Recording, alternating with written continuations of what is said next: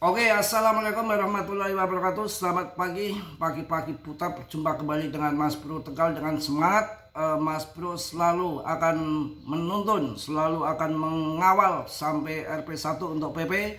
PP bukan koin kaleng-kaleng, bukan koin pam-paman. Ini murni dari investor-investor besar berkumpul ada di PP. Dan ketika harga turun kalian nggak perlu takut, justru tambah muatan. Mungkin semalam sekitar 0,2 semalam ya. Oh, semalam 0,18 kalian ambil, sekarang 0,2 kalian sudah sikat kembali. Itu yang namanya trade, itu begitu ya. Trade itu ketika harga mencret kalian masuk, bukan ketika harga mencret kalian kabur. Untuk mencari cuan dalam trade itu bukan ribuan persen ataupun naik tinggi kalian namanya itu trade, itu namanya ngepet ya. Kalau trade itu kan banyak yang nanya, trade gimana Mas Bro dalam scalping itu ketika malam 0,00120 kalian sudah masuk, dan sekarang pagi ini sudah dijual di 0,0012440 itu udah cuan luber ya. Tetap saya akan memberikan warning untuk kalian, tetap dior riset sendiri dalam bermain kripto berisiko tinggi ya. Mas Bro nggak tanggung jawab atas kerugian kalian, jadi harus hati-hati, belajar yang mendalam, masuk grup-grup supaya ada yang kontrol, supaya tahu koin yang berfundamental bermasa panjang, dan harus tahu koin yang hanya pam-paman sesaat, karbitan bisa ditandai dengan koin yang lagi terbang tinggi kalian masuk, padahal dilihat volumenya nggak ada. Ini sangat berbahaya, sekali banting kalian habis. Dengan PP berbeda. PP adalah the next Shiba atau Doge bahkan lebih, dan PP akan bermasa panjang sampai siklus depannya masih ada yang namanya koin PP. Bahkan PP ini bisa cuan mungkin ribuan persen, bahkan lebih, nggak kibul-mengibul. Memang ribuan persen itu sudah sering terjadi di dalam PP, tapi belum sampai puncaknya. PP belum masuk ke RP1, belum masuk top CMC 10. Padahal dari tahun 2013 hingga sekarang hanya PP yang mampu bertahan di ranking papan atas dan kapitalisasi terbesar, jadi koin raksasa di jaringan ataupun di ekosistemnya Ethereum ataupun anak emasnya Ethereum. Saya rasa sekarang tinggal mentalnya saja. Dengan volume yang cukup besar mungkin sudah akan dilepas landaskan sama yang namanya paus ataupun well kewel yang kerjaannya ngedam-ngedam bikin panik para katel retail maksudnya ya. Pagi-pagi kalau belum sarapan ngoceh begini, jadi ya berkutakan ya, ngomongnya ngalor ngidul nggak jelas. Kalau kita melihat volume PP selama 24 jam terakhir ini naik sampai 21% dengan total dana volume sampai 22,6 triliun. Ini tidak kaleng-kaleng ya. Sekarang market cap-nya sudah 84 triliun ya.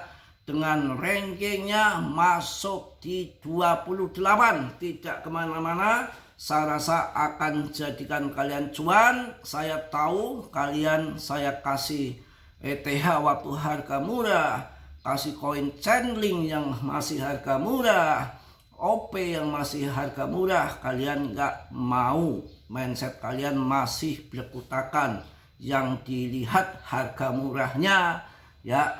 Dengan modal gocap ingin cuan jutaan persen ya, masuknya baby doge, gocap dapat miliaran koin, dia pikir 0,5 akan digunting dari Hongkong. Ya, kalau kalian ingin modal murah cuan besar ya, makanya saya larikan ke PP, dan nggak sembarangan. Dari jutaan koin yang hanya mampu dikapitalisasi besar dan ranking terbaik ada di PP ya nggak salah. Tinggal tunggu terbangnya saja. Saya rasa tinggal waktu saja yang menjawab. Koin-koin yang di jaringan Ethereum, di ekosistem Ethereum, maka akan lompat paling pertama. Dan saya udah sampaikan kalian yang main swing seminggu yang lalu, mungkin kalian cuannya sudah sangat besar, nggak ngotak ya. Karena apa? Koin-koin yang di ekosistem daripada Ethereum, ketika Ethereum mental maka akan terjadi pantulan yang sangat luar biasa. Kemarin minggu lalu saya bahas masih murah Optimis M OP, salah satu OP dan saya sebutkan OP. Ada Ploki Inu meme coinnya, ada PP ARP mendang ya, Polygon mabur. Nggak ada yang saya sampaikan nggak terbang, semua terbang ya. BTC sekarang naik 5% dalam 7 hari, tapi Ethereum sudah 27%. Ini sudah tanda-tandanya pergeseran dari BTC lari ke altcoin, makanya terjadi akan alt season ya. Dan kita harus paham dan mengerti, kalian jangan sampai ditinggal ini yang namanya indikator penting, barometer ataupun tolak ukur. Itu ada Bitcoin dominant, BTCD. Ketika BTCD terjun, maka sangat kuat sekali larinya, terbangnya daripada altcoin. Untuk BTCD ini nanti diperkirakan menurut pandangan saya itu ya sekitar paling berada di antara 50-an ataupun 49. Tapi ada juga yang memberikan info bahwa BTCD bisa terjun lebih daripada 40. Kita bahas di sini. Tapi ini hanya prediksi ya, tetap kalian Dior. Ini kalau BTCD masih di atas itu waktunya akumulasi, nggak perlu takut. Kecuali kalau BTCD sudah terjun ya, kita akan bahas pengertian daripada BTCD dengan lengkap ya.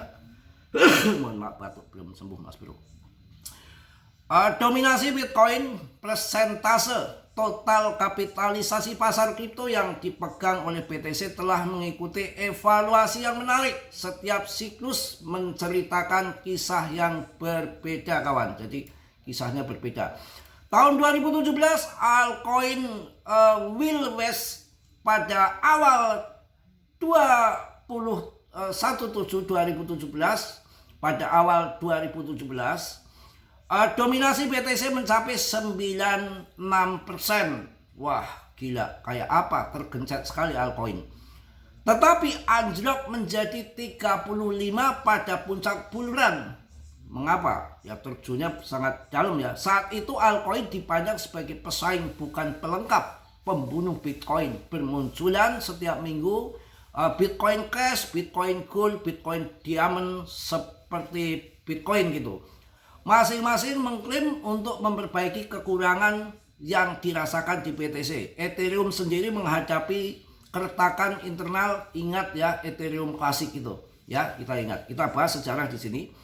Bahkan proyek NICE dengan tujuan yang sangat berbeda seperti Power Ledger ya, atau Sepang Chain sedang menaikkan gelombang hit. Dominasi turun karena kepercayaan pada supremasi tunggal BTC goyah waktu itu.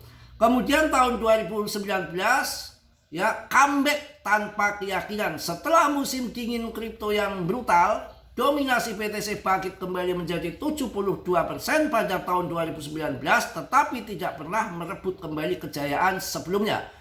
Altcoin sepi dan BTC dianggap sebagai penyimpanan nilai yang lebih aman pada waktu tahun 2019. Namun benih-benih perubahan sedang ditanam. Tahun 2021 kebangkitan plafon kontrak cerdas. Bull run berikutnya menceritakan kisah yang berbeda.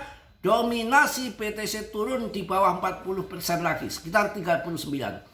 Tetapi bukan karena VAR ataupun airdrop kali ini, masalahnya adalah DeFi, NFT, dan utilitas nyata.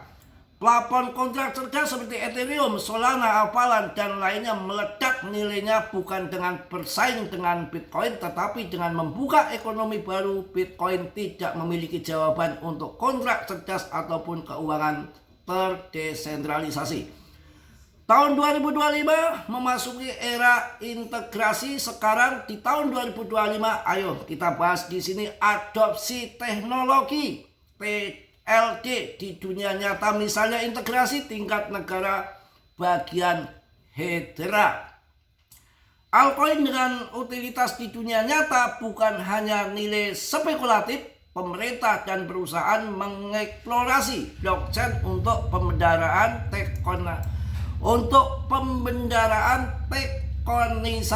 tokenisasi, identitas, kepatuhan, dan banyak lagi. Itu yang membuat berbeda ya. Jadi mudah-mudahan PAM, kebangkitan di altcoin. Adopsi teknologi LDT ya, DLT di dunia nyata, misalnya integrasi tingkat negara bagian Hedera. Altcoin dengan utilitas di dunia nyata bukan hanya nilai spekulatif. Pemerintah dan perusahaan mengeksplorasi blockchain untuk pembendaraan, tokenisasi, identitas, kepatuhan, dan banyak lagi. Prediksi dalam siklus ini dominasi BTC mungkin akan menyusut lebih jauh dari sebelumnya, mungkin turun di bawah 35%. Yang benar ini, kalau BTCD turun sampai 35%, ya PP apakah nggak lompat kayak kodok terbang? Bukan karena BTC lemah, bukan, tetapi karena ekosistem lainnya lebih kuat dari sebelumnya. Paham ya? Inilah kejutan kali ini, total kapitalisasi pasar bisa melonjak pada saat yang bersamaan. BTCD yang menyusut mungkin bukan sinyal kelemahan, melainkan ledakan utilitas di seluruh dunia kripto. Mungkin itu kawan ya, untuk sarapan pagi menambah ilmu kalian. Banyak yang memprediksi ini mega bull run, dan kalian harus membeli koin-koin yang tidak ngasal, yang tentunya dengan gila, Chainlink terbang tinggi ya, luar biasa. Uniswap jangan kalian tinggalkan, gila. OKB ngecrot juga, OKB 130%, gila ya. PP sudah 15% dalam 1 minggu ya, gila. Pokoknya sudah di depan mata lah. Mungkin itu aja yang saya sampaikan di pagi hari ini. Saya harus ngisi bensin dulu, BBM dulu ya. Yang penting pagi ini sudah memberikan tutorial bahwa PPK-nya akan meledak ya, tidak perlu dilakukan lagi. Yang ingin tambah muatan tambah saja, apalagi akan ada pemangkasan suku bunga di September. Infonya santer sekali. Mungkin itu aja yang saya sampaikan di pagi hari ini. Tetap semangat, tetap yakin. Dior, risiko masing-masing dalam dunia kripto berisiko tinggi, bisa cuan dadakan ataupun memble dadakan. Mas Bro mohon maaf tidak sempurna. Yang sempurna hanya milik Allah Subhanahu wa Ta'ala. Yang positif kalian ambil, yang buruk kalian tendang. Kiranya sudah yang belum subscribe untuk mensubscribe, yang sudah Mas Bro ucapkan banyak-banyak terima kasih. Salam dari Tegal Mas Bro. Wassalamualaikum warahmatullahi wabarakatuh. PPPP. Jos.